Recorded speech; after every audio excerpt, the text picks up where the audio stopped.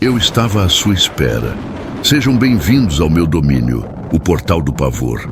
Aqui, cada história não é apenas um conto, mas um portal que eu abro diretamente para os seus piores pesadelos. Comigo, o medo não é apenas narrado. Ele é sentido na alma. Apague a luz, tranque a porta, sinta a própria respiração guiá-lo pelo inevitável labirinto da loucura.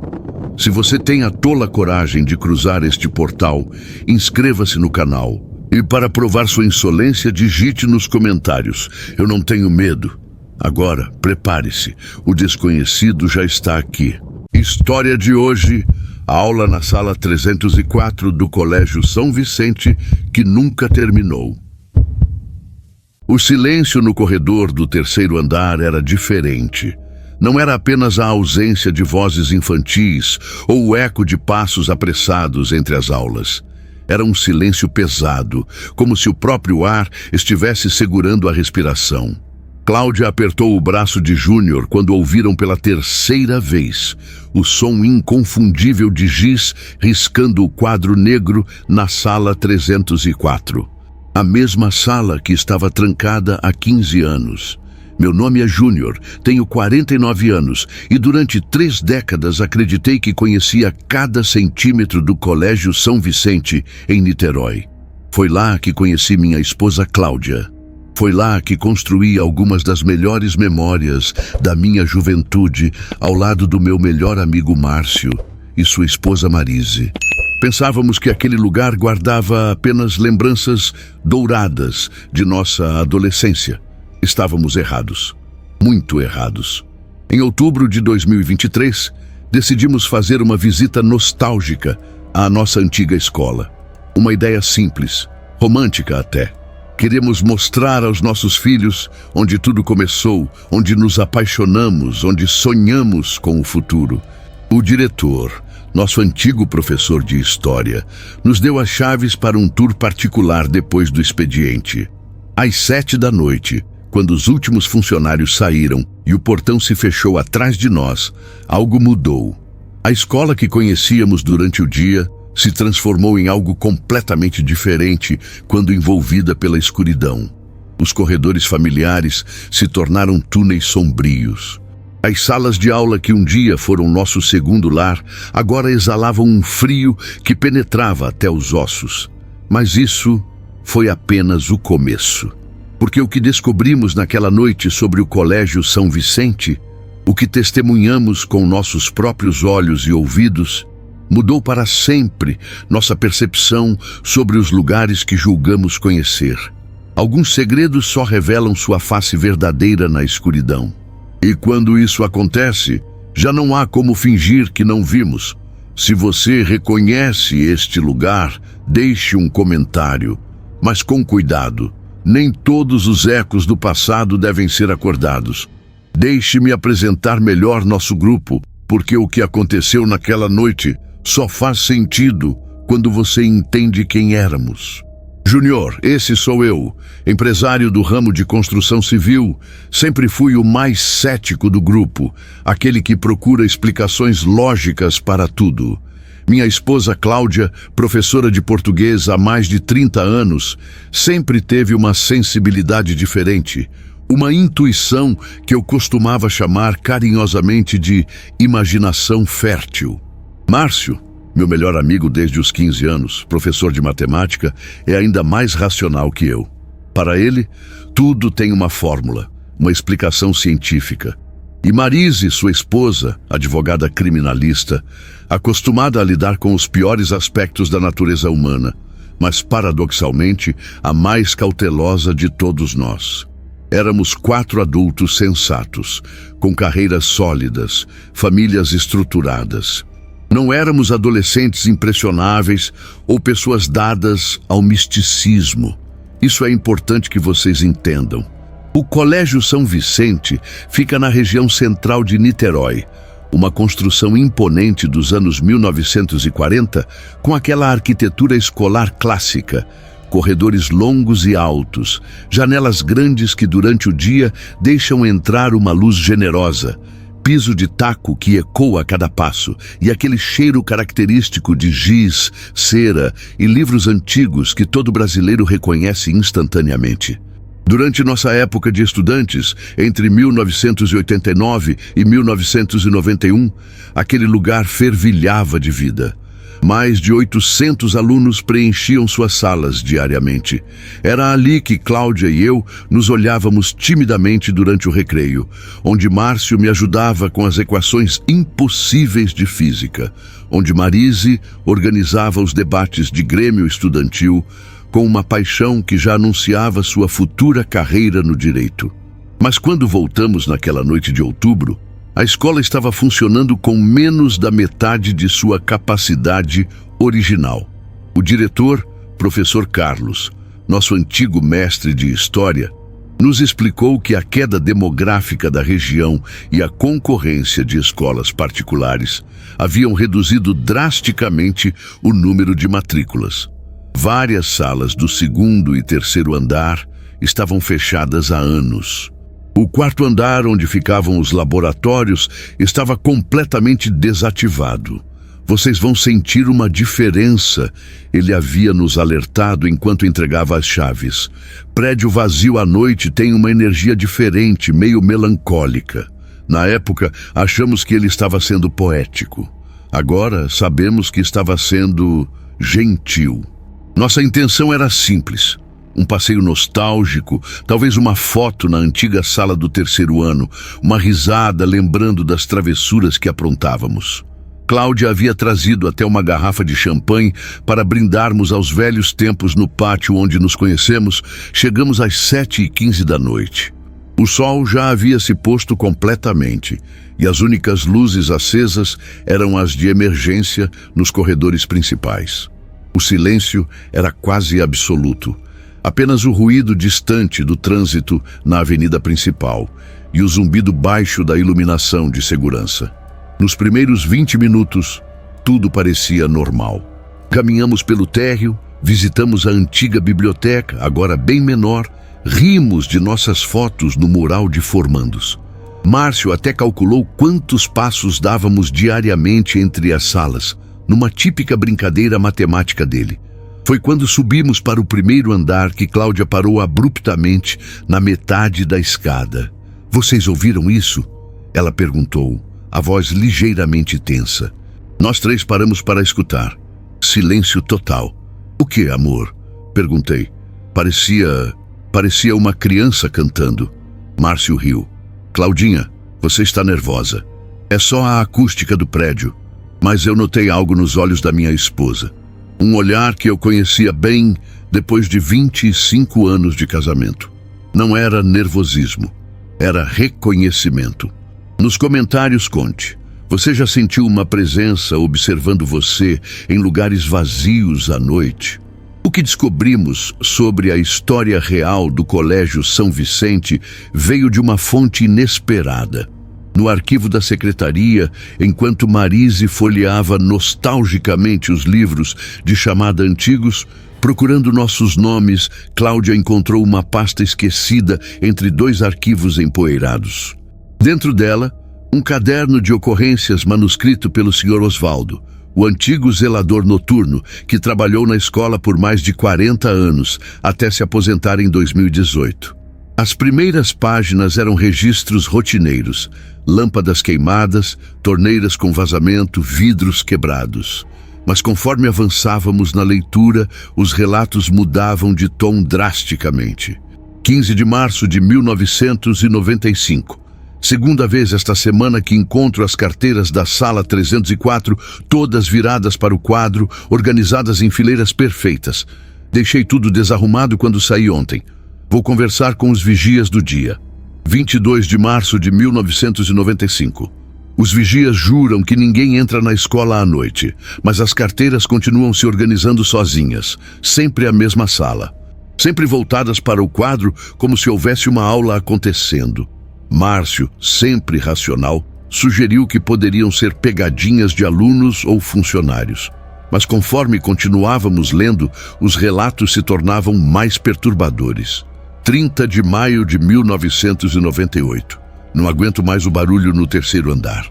Toda noite, entre 23 horas e 30 minutos até 00 hora e 15 minutos, escuto passos no corredor e vozes baixas na sala 304. Parece uma turma inteira sussurrando. Quando subo para verificar, tudo está vazio e em silêncio. Mas as carteiras estão sempre organizadas em círculo, como se tivessem acabado de fazer uma reunião. 12 de setembro de 2001. Descobri algo terrível nos arquivos antigos. A sala 304 foi cenário de uma tragédia em 1987. Durante uma tempestade forte, um curto-circuito causou um incêndio no terceiro andar. 7 alunos e a professora Dona Helena ficaram presos na sala durante uma aula de reforço noturna. O bombeiro que me contou disse que foram encontrados em círculo, como se tivessem se reunido para se proteger. Nenhum sobreviveu. O silêncio que se instalou entre nós era denso. Cláudia segurava minha mão com força. Marise havia empalidecido. Mesmo Márcio, sempre cético, parecia abatido. Mas havia mais, muito mais. 25 de outubro de 2003. Não posso mais negar. Eles voltam toda noite. Escuto a voz da Dona Helena chamando chamada. Escuto os alunos respondendo presente, um por um. Sempre os mesmos nomes: Ana Clara, Roberto, Juliana, Marcos, Fernanda, Diego, Beatriz.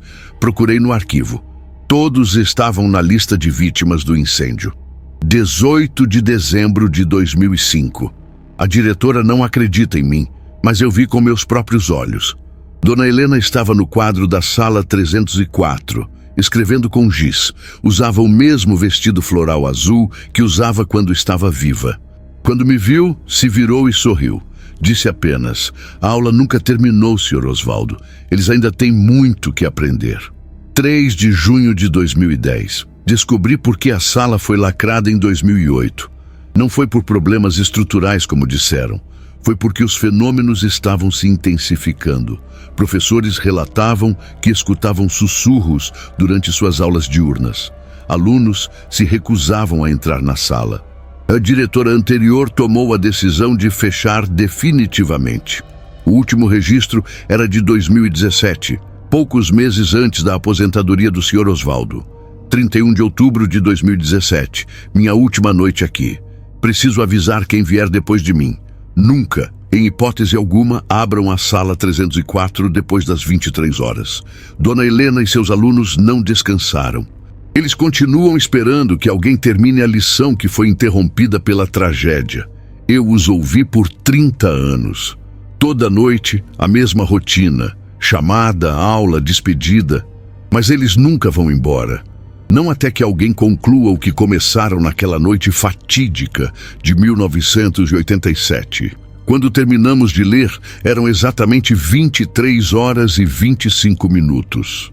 E foi nesse momento que escutamos, vindo do terceiro andar, o som inconfundível de uma voz feminina, doce e familiar, ecoando pelos corredores vazios.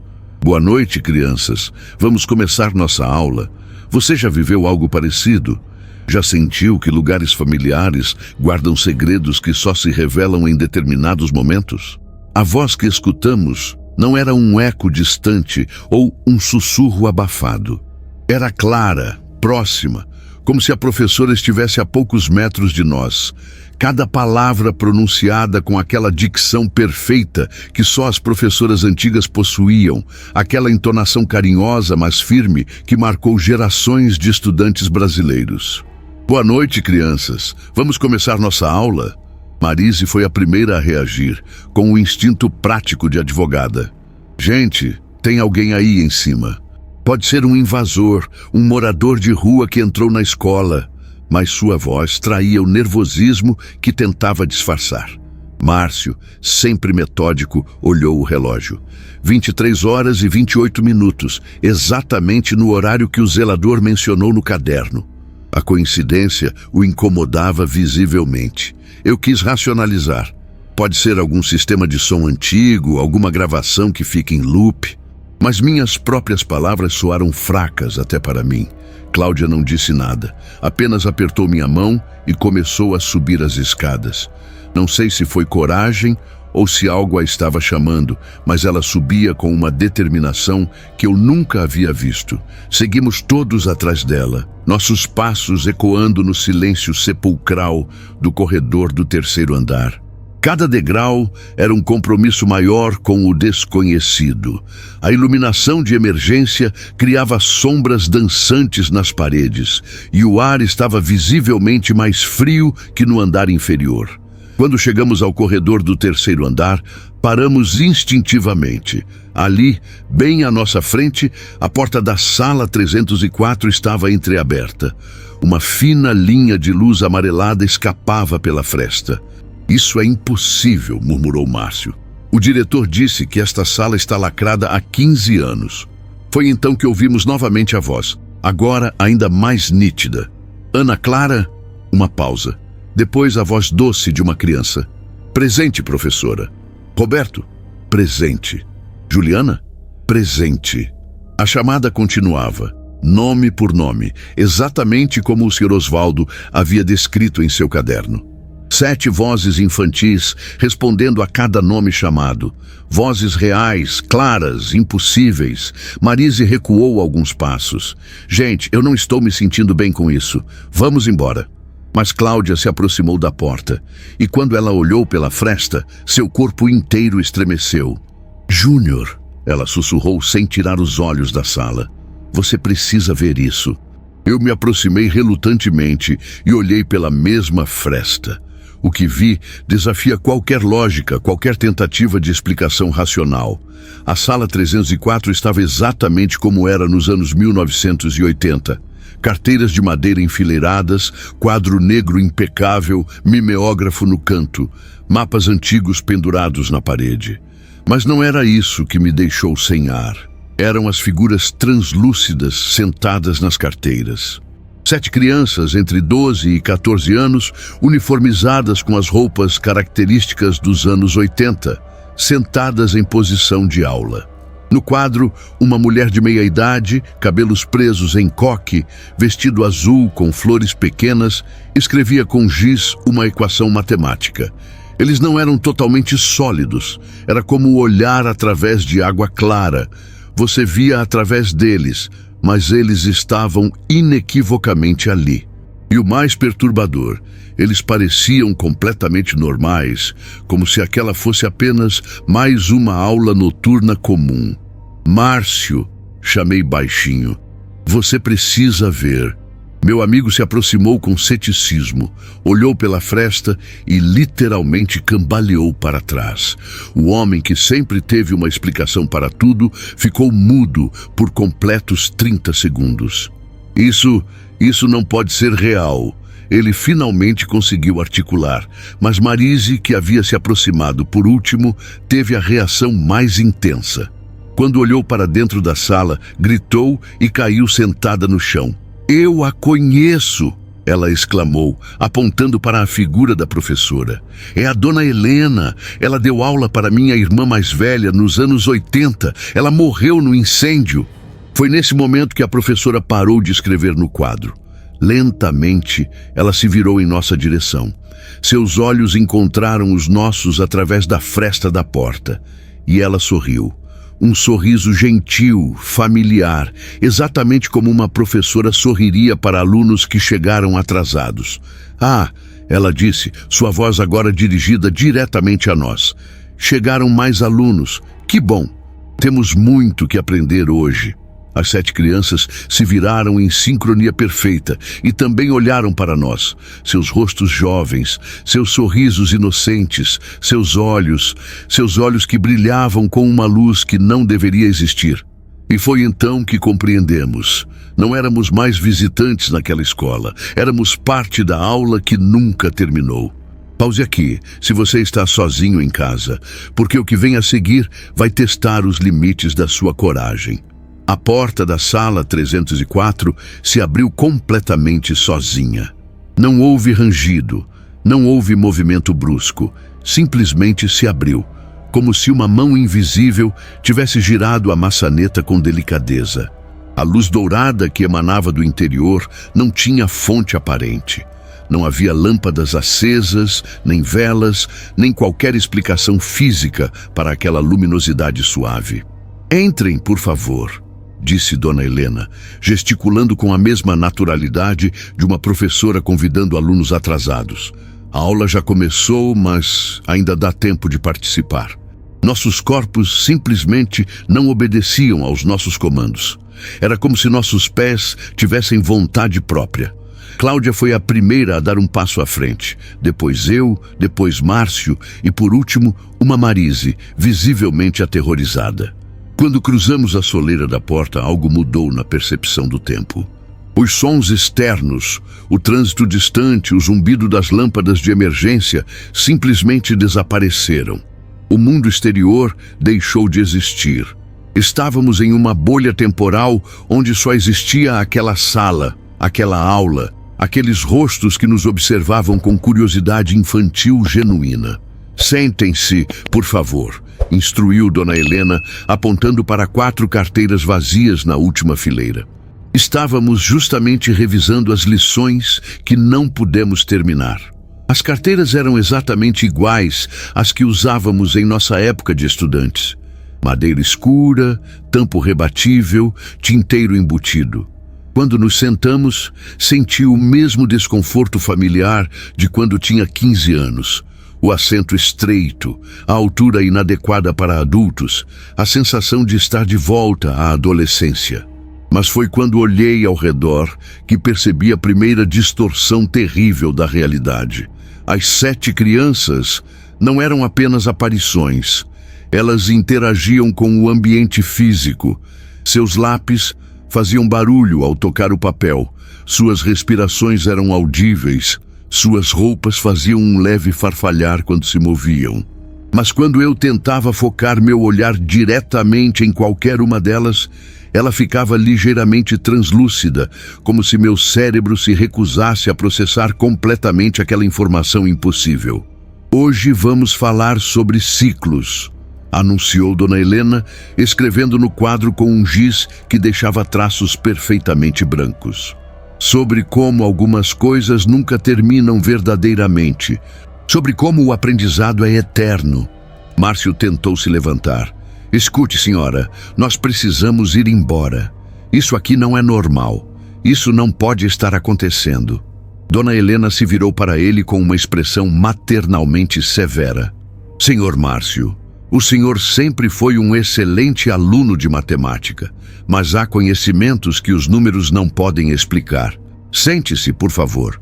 O mais aterrorizante foi perceber que ela sabia nossos nomes, conhecia nossos históricos escolares, como se tivéssemos sido seus alunos décadas atrás, mesmo sabendo que isso era impossível. "Ana Clara", ela chamou, dirigindo-se a uma menina de cabelos cacheados na segunda fileira. "Pode nos contar o que aprendeu sobre o tempo?" A criança se levantou com postura perfeita, como fazíamos nos anos 80. "Sim, professora. Aprendi que o tempo não é linear quando existe algo inacabado, que algumas lições transcendem a morte, que o aprendizado verdadeiro não conhece fronteiras entre os mundos." Cláudia apertou minha mão debaixo da carteira. Seus dedos estavam gelados. "Júnior", ela sussurrou quase imperceptivelmente, "elas estão crescendo." E estavam. A cada minuto que passava, as 7 crianças pareciam ligeiramente maiores, ligeiramente mais sólidas, como se nossa presença as estivesse alimentando, fortalecendo sua existência neste plano. "Roberto", continuou Dona Helena, "fale sobre permanência." Um menino magro de óculos se levantou. "A permanência, professora, é quando não aceitamos o fim. Quando nos recusamos a partir antes de completar nossa missão. Nós não conseguimos partir porque nossa educação foi interrompida. Precisamos de novos alunos para continuar aprendendo." Foi então que compreendi a verdadeira natureza do horror que enfrentávamos. Eles não eram simplesmente fantasmas presos por uma tragédia. Eram professora e alunos que haviam se tornado parte de um ciclo eterno de ensino e aprendizagem. E nós não éramos visitantes, éramos os novos estudantes necessários para continuar esse ciclo macabro. Beatriz, chamou Dona Helena, explique sobre substituição. Uma menina de tranças se levantou graciosamente. Quando alunos antigos se formam e partem, novos alunos devem tomar seus lugares. É a ordem natural da educação. Vocês 4, ela apontou diretamente para nós, vieram substituir aqueles que já completaram suas lições e puderam seguir adiante. Marise começou a tremer visivelmente. Que lições? O que vocês querem de nós? Dona Helena sorriu com aquela paciência infinita que só professoras verdadeiramente dedicadas possuem. Querem saber sobre as lições? Muito bem.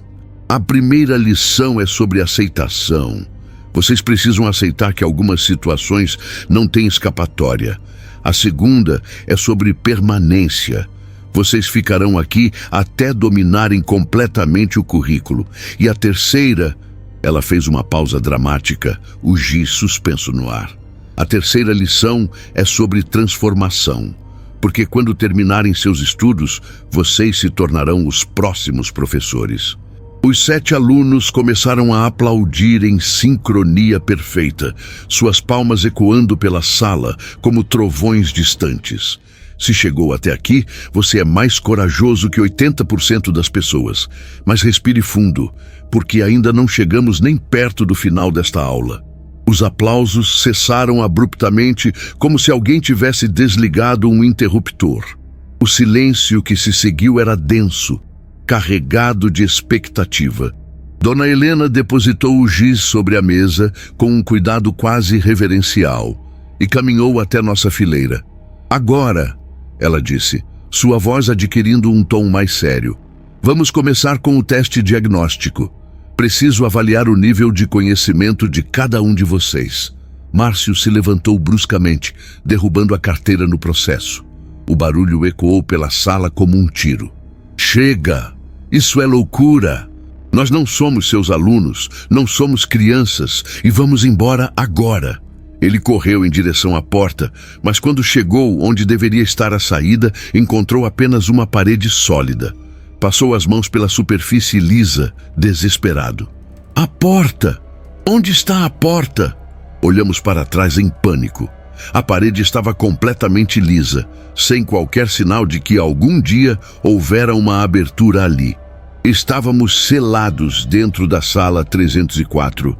Senhor Márcio, disse Dona Helena com paciência infinita, fugir das responsabilidades acadêmicas nunca foi uma opção em minha sala. Sente-se, por favor. Não! Ele gritou, batendo os punhos na parede. Isso não é real! Vocês estão mortos! Vocês morreram há mais de 30 anos! Foi então que a temperatura da sala despencou. Nosso hálito se tornou visível e o frio cortante penetrou até os ossos. As 7 crianças se viraram para Márcio em perfeita sincronia, seus sorrisos desaparecendo. Professor, disse Ana Clara, sua voz infantil agora carregada de uma autoridade antinatural. Ele está sendo desrespeitoso. Podemos aplicar a punição padrão. Punição? Perguntou Cláudia, a voz trêmula. Dona Helena suspirou com tristeza. Em vida, eu sempre acreditei que a educação deveria ser baseada no amor e na compreensão. Mas a morte me ensinou que alguns alunos só aprendem através da disciplina mais rigorosa. As crianças começaram a se levantar lentamente de suas carteiras. Quando ficaram de pé, percebi algo que fez meu sangue gelar. Elas eram mais altas do que quando chegamos. Não eram mais crianças de 12 ou 13 anos. Pareciam adolescentes de 15, 16 anos. E continuavam crescendo. Vocês estão envelhecendo, sussurrei. Evoluindo, corrigiu Roberto, sua voz agora mais grave. Cada minuto que passamos juntos, cada lição compartilhada, nos permite crescer. Logo seremos adultos, logo poderemos partir. Mas primeiro, vocês precisam tomar nossos lugares. Marise tentou uma abordagem diferente. Com sua experiência de advogada, tentou negociar. Escutem, eu entendo que vocês sofreram uma injustiça, que suas vidas foram interrompidas tragicamente. Mas nós não somos responsáveis por isso. Nós podemos ajudá-los de outras formas. Podemos contar sua história, honrar sua memória. Memória, repetiu Juliana, agora com a aparência de uma jovem de 17 anos. Nós não queremos ser lembrados, queremos viver, queremos crescer, queremos nos formar e seguir adiante. E a única forma de fazermos isso é completando nossa educação com novos colegas. Eu me levantei, colocando-me protetivamente na frente de Cláudia. E se nos recusarmos? E se não quisermos participar dessa aula? Dona Helena me olhou com genuína tristeza. Júnior, meu querido aluno, essa nunca foi uma opção. Vocês entraram voluntariamente em nossa sala de aula, leram nosso material didático, ouviram nossa chamada, responderam ao nosso convite. Na educação verdadeira, não existe desistência após o início das atividades. Foi então que notei algo aterrorizante. As janelas da sala, que antes mostravam a noite lá fora, agora exibiam apenas um vazio negro absoluto. Como se o mundo exterior tivesse deixado de existir completamente. Quanto tempo? Quanto tempo faz que estamos aqui? Perguntou Cláudia. Olhei para meu relógio. Os ponteiros haviam parado em 23 horas e 28 minutos, exatamente o momento em que entramos na sala. O tempo, explicou Diego, agora com a estatura de um jovem adulto, funciona diferente aqui. Uma aula pode durar minutos ou décadas, dependendo do que precisamos aprender. Mas nós temos famílias, implorou Marise, filhos que precisam de nós. Trabalhos, responsabilidades. Nós também tínhamos, respondeu Beatriz, sua voz agora completamente madura. Tínhamos sonhos, planos, futuro, mas aprendemos que algumas coisas são mais importantes que nossa vontade individual. Aprendemos sobre sacrifício. Dona Helena voltou ao quadro e começou a escrever novamente. A primeira lição de hoje é sobre a aceitação das circunstâncias inevitáveis. Quem pode me dar um exemplo de uma situação onde resistir é inútil? Marcos levantou a mão. Professora, quando você está preso em um incêndio e não há saída. Muito bem. Outro exemplo? Fernanda respondeu. Quando você entra em uma sala de aula da qual não pode sair até terminar todas as lições. As 7 figuras, agora jovens adultos, nos olharam com sorrisos que misturavam compaixão e determinação. Não tenham medo, disse Ana Clara. O medo só torna o aprendizado mais difícil. E vocês têm muito, muito que aprender. Prepare-se, porque o que vem a seguir vai te assombrar. A verdadeira natureza da nossa situação estava prestes a ser revelada. Dona Helena terminou de escrever no quadro e se afastou, revelando uma equação que fez meu coração parar. Não eram números ou letras, eram nomes. Nossos nomes, seguidos de datas e uma estranha simbologia que parecia pulsar com vida própria. Júnior Martins, entrada 3/10/2025, graduação pendente. Cláudia Farias Martins, entrada 3/10/2025, graduação pendente. Márcio Fernandes, entrada 3/10/2025, graduação pendente. Marise Farias Fernandes, entrada 3/10/2025, graduação pendente. Abaixo outros nomes com datas diferentes. Carlos Henrique Silva, entrada 15/03/2019, graduação 15/03/2024. Marina Vasconcelos, entrada 22/07/2020, graduação 22/07/2023. Rodrigo Santos, entrada 11/11/2021, graduação 11/11/2024. Esses nomes, murmurou Marise, sua voz quase inaudível. Eu conheço alguns desses nomes. Carlos Silva, ele desapareceu há alguns anos. Foi uma grande busca na cidade.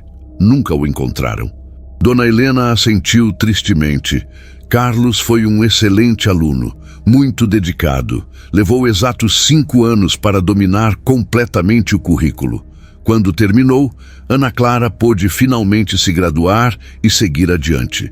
Seguir adiante para onde? Perguntei, embora parte de mim já soubesse que não queria ouvir a resposta. Para o descanso eterno, é claro, respondeu Roberto, agora com a aparência de um homem de 30 anos. Quando alguém toma nosso lugar aqui, nós finalmente podemos partir. É um sistema perfeito. Educação continuada e renovação constante.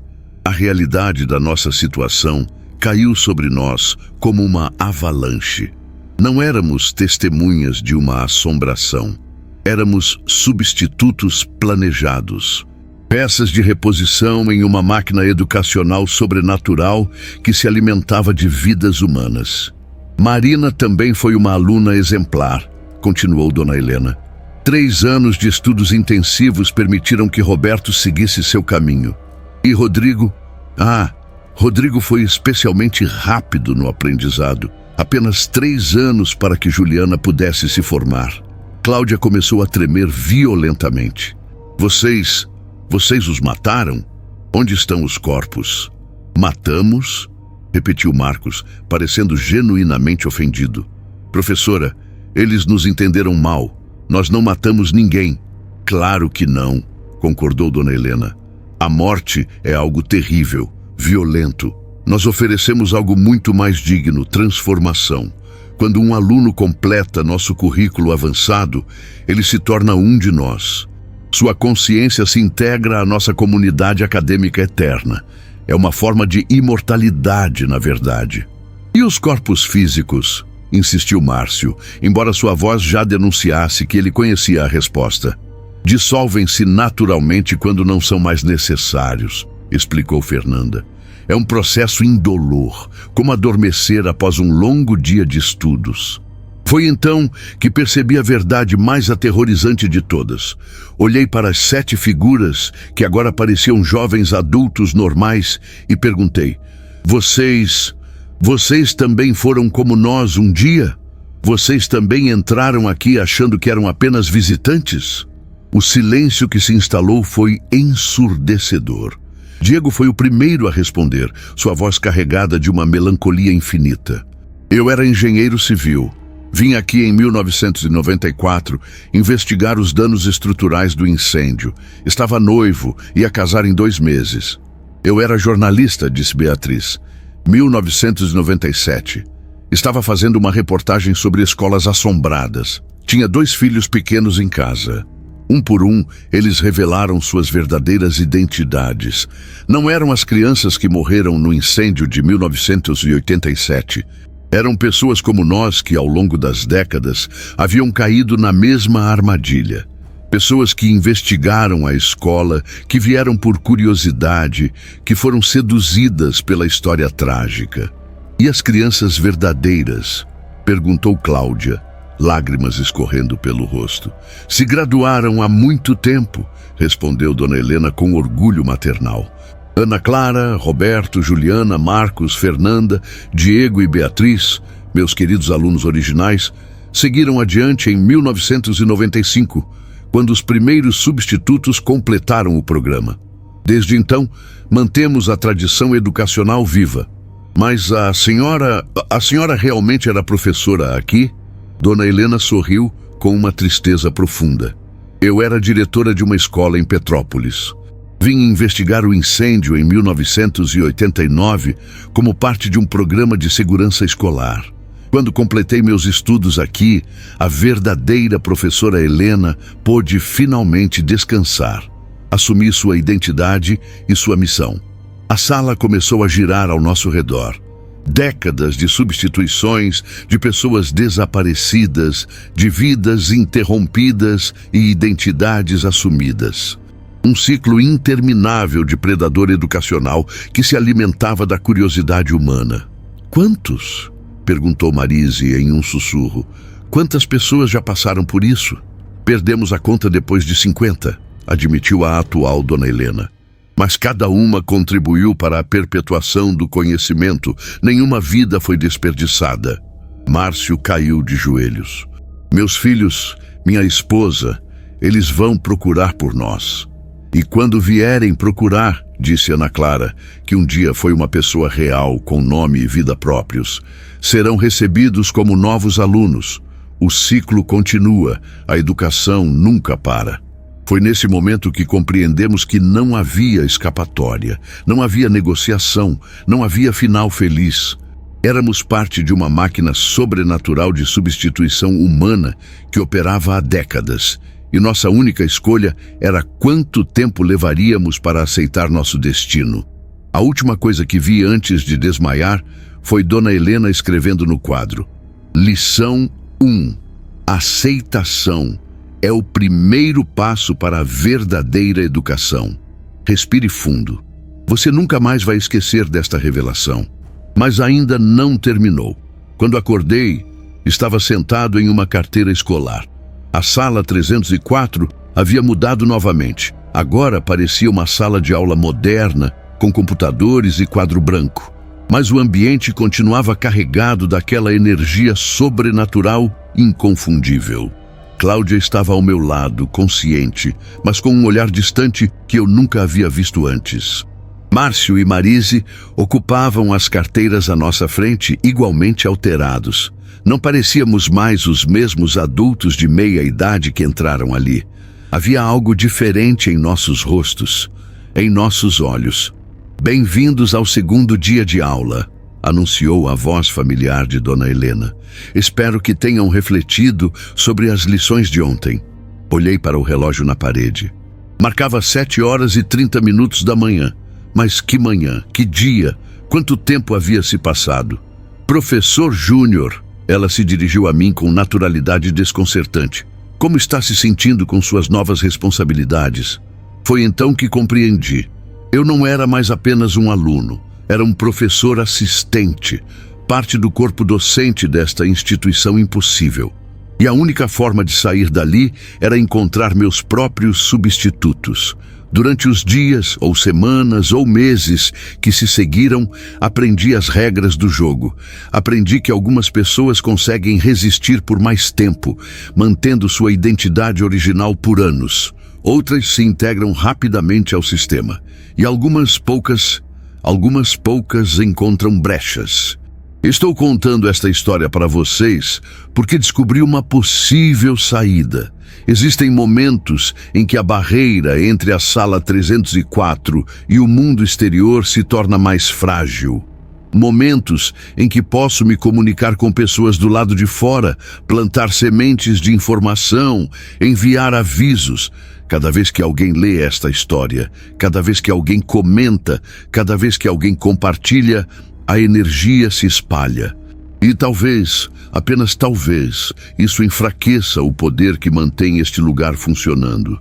Vocês que chegaram até aqui, vocês que sentiram o arrepio percorrer a espinha, vocês que olharam por cima do ombro durante a leitura, vocês entendem, vocês sentem a presença que habita entre as linhas desta narrativa. Mas preciso fazer uma pergunta crucial, e peço que respondam com absoluta honestidade nos comentários. Algum de vocês já visitou uma escola abandonada à noite? Já ouviu vozes em lugares que deveriam estar vazios? Já sentiu que estava sendo observado por olhos que não conseguia ver? Porque se a resposta for sim, vocês podem estar mais próximos da sala 304 do que imaginam. E se alguns de vocês, por acaso, conhecem histórias sobre pessoas que desapareceram após investigar locais assombrados, pessoas que saíram de casa para só dar uma olhada e nunca mais voltaram, compartilhem essas histórias. Elas podem ser peças de um quebra-cabeça muito maior do que percebemos. Eu continuo aqui, na fronteira entre ser e não ser, tentando encontrar uma forma de quebrar este ciclo. Mas até lá, cada pessoa que lê esta história, cada pessoa que a compartilha, cada pessoa que acredita, torna-se parte de uma rede que pode ser nossa única esperança. A campainha está tocando, a próxima aula vai começar. E em algum lugar do Brasil, outra escola abandonada está aguardando visitantes curiosos. Compartilhem apenas com quem tem coragem de não dormir bem hoje, porque algumas histórias, uma vez conhecidas, nunca mais nos abandonam. E lembrem-se, nem todas as salas de aula ensinam matérias que constam no currículo oficial. Algumas ensinam lições que marcam a alma para sempre. Portal do Pavor, história encerrada, mas o eco permanece. Que história do Portal do Pavor vocês gostariam de ver em seguida? Deixem suas sugestões nos comentários. E assim, mais uma história chega ao fim. Ou será que foi apenas um delírio? Às vezes, a linha que separa a realidade do pesadelo é mais fina do que pensamos. E você, ainda confia na sua própria mente? Compartilhe sua loucura nos comentários. Para não perder o juízo sozinho, curta, se inscreva e ative o sino. Temos mais perturbações agendadas para a próxima semana. Durma, se a sua consciência permitir. Até breve, no Portal do Pavor.